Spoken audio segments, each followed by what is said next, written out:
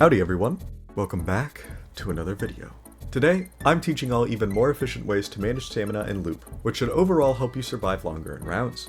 I'm recreating this because the other one is old now, and I've learned a lot more since I played competitively. Before we begin, I'd like to thank my wonderful members of the channel. Thank you Exotric and Dragon Lover August for joining, and everyone else for your ongoing support.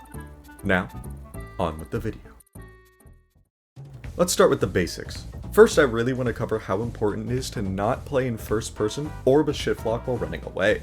If you run sideways or backwards, your movement will be severely hindered, and this will both get you caught quicker and never let you catch up as killer. So for your sake, avoid running sideways or backwards, and play with shift lock off so you can use WAS and D to move in every direction without accidentally running sideways or backwards. If you really want to use shift lock to prevent holding right click, you can change your camera mode in Roblox settings to camera toggle, which lets you have like a pseudo shift lock. With that out of the way, let's move on to the actual stamina stuff. If you've watched my other video, you should know you lose 10 stamina per second while sprinting and gain 20 stamina per second while walking. However, since then they've had a small adjustment, where killers now lose 9.5 stamina per second and gain 21 stamina per second. So to get really specific, a full killer sprint lasts 11.6 seconds, and to fully replenish stamina would take 5.2 seconds. Just to compare, survivors can sprint for 10 seconds and take 5 seconds to replenish. It's also important to note that if you hit 0 stamina, your stamina regeneration will be paused momentarily. This is called zeroing, which you should avoid by stopping your sprint right before you hit 0. With the basics set, let's talk about how survivors should use their stamina first. As a survivor, you want as much distance as you can get before the chase starts. This basically determines how long a chase will last with the killer. You want the killer to waste stamina before you begin sprinting, and only start sprinting once you're confident with your overall lead. When you're running from the killer, you want to abuse the environment you have and use large structures to basically force the killer in a specific path. For example, using these small walls and rocks work, but aren't great overall. On these structures, the killer can instantly sway in the other direction and force you to run into them if you react too late. With large buildings, you can easily run around the building and abuse the large walls to force the killer in a straight path. If they try and double back or trick you into running into them, you can listen for their footsteps on the other side of the wall to completely prevent them from catching you. Basically, large structures are amazing for survivors to abuse. While we're on the subject of abusing the environment, let's talk about pathing. Pathing is basically the way you run around when you're looping a killer. I'll show you an example of how not to properly path and how to properly path.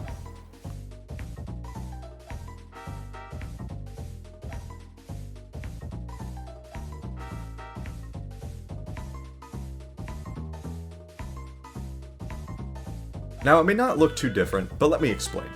When running around any structure, you want to cut the corners as tightly as you can, and if the killer doesn't do the same, you'll create lots of distance. Another YouTuber, Anemone, makes a bunch of looping videos, and they do it just because they're really good at pathing. Cutting corners is unironically extremely important to outrunning killers or catching up to survivors more quickly. Of course, bumping into walls or getting stuck on edges is the part you have to try and avoid while cutting corners. Otherwise, you're just losing distance instead of gaining it. My advice to improve cutting corners is by positioning your camera so your W, A, S, and D will go in straight directions. This lets you smoothly run in directions without accidentally straying from the path or bumping into a wall. Obviously for mobile and controller, it's different, and probably way easier to path. Another part of pathing is check spots. If you sit next to specific walls and corners, you can see the killer coming from either side, and then run down the path they're currently not running. Using check spots is very important, because if you mindlessly walk or run without seeing the killer, then you'll probably just run into them. Check spots are basically anywhere you have a lot of distance from the killer, and the only sides they can come from give you plenty of time to react and sprint away. I'll throw some examples up on screen. Next, let's talk about when you should and should not sprint. While being chased as Survivor, your goal is to have more stamina than the killer at all times, while also being out of distance from their attacks. So as I've covered, the first thing you want is distance.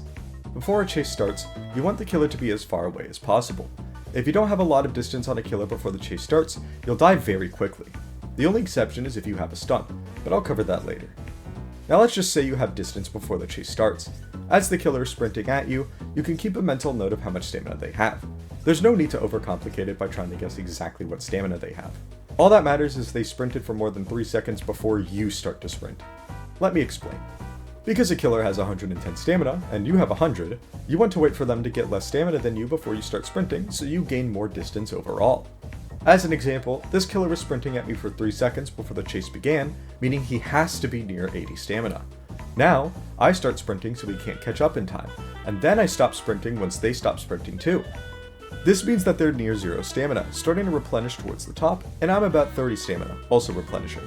Now you start sprinting again once you're near max stamina, or once the killer starts sprinting, and repeat. Great, now you know how to stall killers and prevent them from catching up. However, it's inevitable. Eventually, every killer in the game will be able to catch up to you no matter how well you manage your stamina. With that said, you have to make the best with what you have, so once they catch up, you need to not panic. In my previous stamina video, I talked about juking and how you should use it once the killer is close. However, I was very mistaken. You should only resort to juking when you're low health and know you can't get hit anymore. Why? Well, let me explain. When taking damage as a survivor, you get a speed boost to help you outrun the killer for longer. Now, this varies on abilities. For example, Corrupt Nature gives you no speed boost at all, and neither does stuff like Ranged Mass Infection or Minions. However, all basic strikes will give you a large speed boost for a split moment. When you're about to get caught, you want to play for the long run. Instead of relying on luck to constantly weave the killer and evade their strikes for 2 minutes straight, you actually just want to walk. If you and the killer have about the same stamina, and they're only slightly behind you, the killer will likely take advantage of how close they are and sprint just to strike you once. If you decide to stand still as they sprint and take the damage, not only will they have no stamina left, but you'll have plenty more than them, and can use that speed from the hit to regain that distance you've lost. At this point, you just do what you did before, and switch between staying above killer stamina while being out of reach, then take a hit to regain that lead. Once you're at a point where you know the next hit will have you dead, and you can't afford to take another hit otherwise you'll just explode, then you play around juking the killer. There's like a million different ways to juke a killer, so it's really just up to you and how you're most comfortable, but I'll set a few examples. You can pretend to go in one direction, then sprint away in the other. You can run towards the killer and make him swing early, then run the other way. You can stand still, then suddenly move in a random direction, which works more often than it should. And in the end, juking will set up for your abilities, which of course varies on who you play, but if you'd like to know more of what I'm talking about, I brought it up in my guest video a long time ago, where it's easier to land blocks if you juke often. With that said, the last factor to help you survive longer in a chase as a survivor are abilities. These vary on the survivor you play, but I'm going to be mainly focusing on stunts. To make it simple, survivors can use stunts to reset a chase and gain both stamina and distance back for free. The best and easiest example is Shiletsky. Instead of taking a hit to replenish stamina and get more distance, you can instead stun the killer, basically doing the exact same thing. After the stun, you want to get as much distance with a sprint as possible, and then replenish stamina as they recover. Obviously, if there's a lot of sentinels alive, this won't be very effective, so you'll want to pay attention to that before you go for the stun. Sometimes, it's just better to get hit and get a lot more distance. Now, this is if you're by yourself, but if you have a good team, you should never get caught. With Guest, they can use the shove on the killer while you're being chased, which knocks them back and gives you free distance. With Dusakar, they can beam you or the killer to help you gain some extra distance as well. And of course, both Taff and Builderman will have their buildings and traps highlighted, which you can run to in case you ever need some free distance in a chase. Always be mindful of your surroundings, and try to play around your team, because they'll be the key to your survival if they're not stupid. The last thing I want to cover for Survivor is specifically against Jason. Raging Pace is currently one of the weakest moves in the game, and in the long run it barely helps him. If a Jason uses Raging Pace from far away, or even a medium-ish distance, you can simply stop sprinting to gain your stamina back. Once you're in the 80s or 90s with stamina, you'll want to do short bursts of sprint to create some distance, and when they cancel Raging Pace with a swing, you just stand still even longer to gain more stamina than them. Remember, if they don't cancel Raging Pace shortly after using it, they'll start losing stamina. That's when you want to sprint, because if they don't cancel it, then you can afford to lose some stamina for distance to avoid getting hit. With all that said, let's move on to Killer. First, let's talk about how you're actually supposed to catch up to survivors that have distance. You see, the issue is they'll naturally have more distance and stamina than you at all times. However, if the survivor makes a mistake, there are ways for killers to catch up significantly faster. Just like with Survivor, especially with Killer, you need to be very mindful of your pathing. When closing distance with a survivor, depending on the path they take, you should always try cutting them off to catch up quicker. In open areas, you can watch where they are running and path towards where they're facing. With small loop spots like the infamous L wall, you also have to try cutting corners as hard as you can with Killer, especially Jason. This wall is a super popular loop spot for survivors, because there's lots of videos showing Jason players not catching up on it. While it's true this loop spot does work, it's not an infinite. You can't just infinitely run around this rock and permanently outrun Jason. Most of the Jasons being looped make the small mistake of simply not cutting corners. If you hug the wall as hard as you can, Jason can and will catch up decently quick. The main issue with catching up to survivors happens here. Then catch it? Well, I'm sprinting at the survivor, and they're not sprinting until I get a little closer. This may not seem like a big deal, but look at my stamina. That's pretty dang low. Now if we go back to the footage, as you can see I just don't catch up at all. And they have plenty of more distance than me. So, what do you do about this? You use your abilities. Now normally, this makes sense with Cool Kid, since you could use minions to cut off players, or walk speed override to close some distance, or corrupt nature to slow down survivors. Same can be said with 1x4 and Noli, since you can use entanglement or observant to teleport to a generator closer to them, or even just void rush to close the distance. But with Jason, you can't really do much. Raging Pace is a really weak ability against proper stamina management, and is really only useful if you use it in a point-blank range. Same kind of applies to John Doe. You have to rely on survivors stepping in traps, or get a lucky hit with your wall. But in Jason's case it's different, since he just has no ranged options. So, what do you do? Suffer, I guess. Against a good survivor who can properly manage stamina, loop, and use their abilities to extend chase, you literally can't do anything. You can very slowly land one hit every 30 seconds, but you'll always lose to the clock.